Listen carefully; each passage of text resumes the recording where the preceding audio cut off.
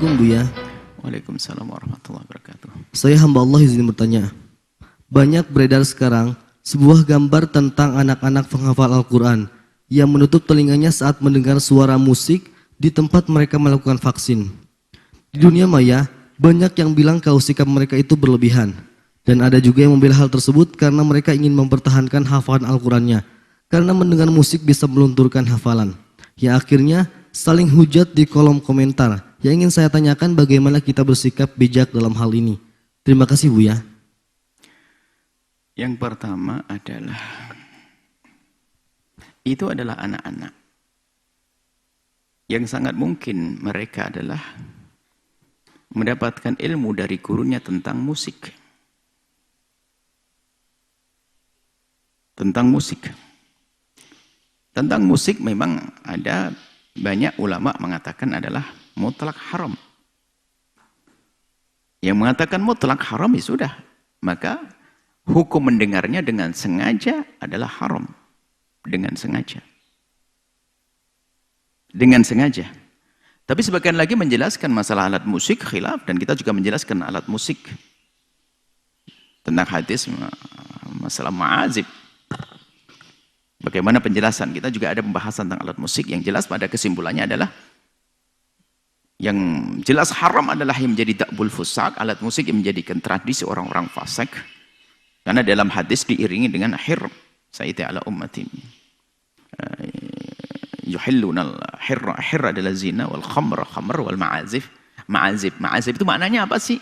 Sebagian yang memaknai ma'azif adalah alat musik ya itulah menjadikan haram alat musik.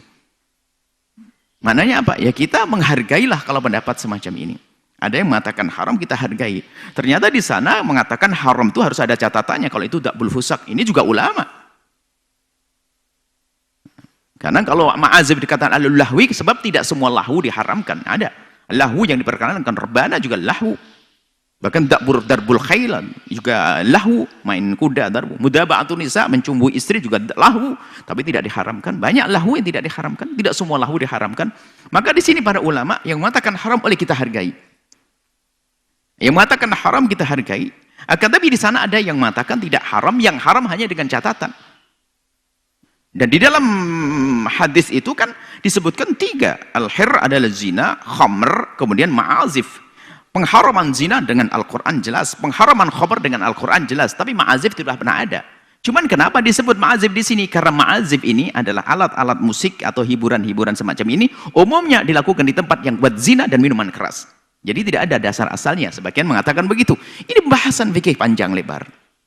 Baik, kita akan simpulkan di situ ada 2 ulama. Yang pertama yang satu adalah mengatakan haram, yang kedua adalah haram dengan beberapa catatan. Dikatakan dakbul fusak, menjadi ciri khasnya orang fasik menjadi haram. Selagi tidak, alat adalah alat apa saja. Mungkin setiap orang bisa menciptakan suatu kreasi yang mengeluarkan suara-suara lalu dirapikan menjadi satu irama namanya ronda kentongan, bisa saja. Atau ya ini bisa saja macam-macam. Apakah serta-merta kita katakan haram? Ntar dulu dong. Ini adalah pembahasan fikih. Yang jelas ada 2. Artinya begini, kalau melihat anak semacam itu, mungkin karena gurunya mengatakan haram, maka apa yang dilakukan anak-anak ini adalah tidak bisa kita katakan salah 100%. Karena mungkin ingin patuh dengan gurunya, benar yang diyakini, bahwasanya ini adalah haram, maka dia ingin menutup telinganya. Cuman yang menjadi masalah, apakah betul cara menghindar dari haram dengan cara semacam itu? Ini loh. Nah, mungkin kita perlu mendidik anak-anak dengan cara yang baik. Apakah mungkin minta kepada alat musiknya untuk ditutup, dihentikan untuk sementara atau bagaimana? Pertama harus kita pahamkan masalah khilaf dalam hal ini. Apakah kita akan ajari anak-anak kita? Ini kan masalah khilaf di dalam urusan alat musik. Bahkan yang dijepakati itu haram, gimana cara mengajari anak kita? Contoh, melihat aurat. Haram, misalnya kita masuk tiba-tiba satu negeri, perempuannya pada buka aurat semuanya. Apakah anak kita paksa, kamu harus gini terus nak kalau berjalan? Kan tidak. Ada adab dong. Karena menurut mereka ini tidak haram, memang orang kafir. Tidak punya iman, ya menganggap biasa. Cuman kita sendiri yang bisa menjaga. Jangan sering ke tempat ramai, mata pandangan kita alahkan. Supaya tampak tetap indah. Jangan, ya tidak indah juga. Padahal ini disepakati keharaman tentang aurat. Pun demikian, tidak pantas kita ajari anak kita. Nak, kalau kamu lihat jalan, lihat perempuan buka aurat, kamu langsung, Allah gini. Nggak bisa, nggak begitu dong. Kan ada adabnya cara mengajari. Jadi anak-anakku, kamu sekarang akan masuk pas mall. Di situ banyak orang yang tidak menutup aurat. Ya, tolong buang pandanganmu. Allah melihatmu ya. Jangan lihat orangnya, lihat bajunya, lihat baju yang dijual, lihat ini. Kamu alihkan semuanya. Ini kan adab. Coba kalau kita jalan, jadi bahan ketawaan nanti Islam jadi rendah. Oh gitu, nah, malah mungkin yang tidak menutup aurat malah menghadang di hadapannya. Mau apa kau? Loh, karena apa? Kita perlu cara yang cantik yang menjadikan orang juga, kalau seandainya dia dengan bahasa santun misalnya, atau mengatakan, ini anak-anak dia bisa mendengar Pak, gimana? Allah terhormat. Baik, saya hormati.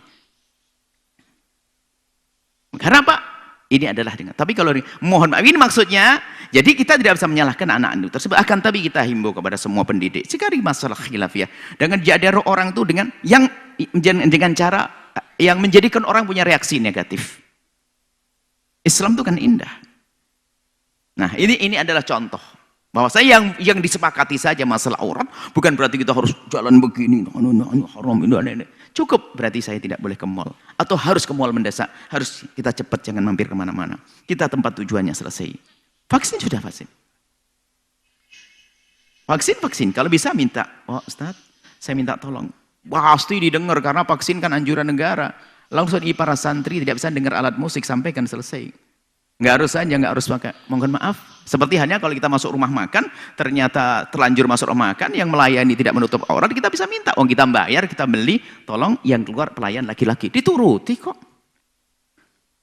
Yang perempuan minggir, supaya kita tidak melihat aurat. Maksudnya apa? Yuk kita mandang, kita tidak bisa menyalahkan anak itu lalu janganlah biasa hujat-hujatan begitu. Hanya kita, anak begitu, itu adalah sah-sah saja. Bahkan kami juga menghimbau yang biasa hobi dengan musik pun, ya jangan selalu dengan musik dong. Kita ganti qasidah deh, atau hafalan-hafalan apa yang diperdengarkan kan gitu ya. Syair-syair yang indah begitu. Jangankan kok yang mengatakan musik haram, yang bagi yang tidak mengatakan musik haram mutlak tadi, tidak haram mutlak, maka itu pun juga tidak harus hidupnya dengan musik saja kan. Itu hanya selingan saja, kan begitu. Nah, jadi kita harus, artinya Pak, di saat menyikapi itu, oke lah. Saya mendengar banyak, mungkin itu anak yang berpegang. Cuman jangan menjerndahan orang lain deh. Bukan berarti yang lagi dengar musik langsung ahli neraka dan sebagainya. Ini masalah pembahasan fikih. Dan kita akan sampaikan bahasan fikih tentang masalah keharamannya itu. Lah, ini yang berpegang haram, ya sudah Anda pegangi haram. Tapi ini khilaf. Dan ulama juga jelas dalam memahamkannya. Selagi masalah khilaf, nggak perlu kita berantem dalam urusan demikian ini. Ada hal yang sudah disepakati yang kita harus sama-sama kita tegakkan kok. Nah, ribut masalah ini lagi. So, enggak sampai ini.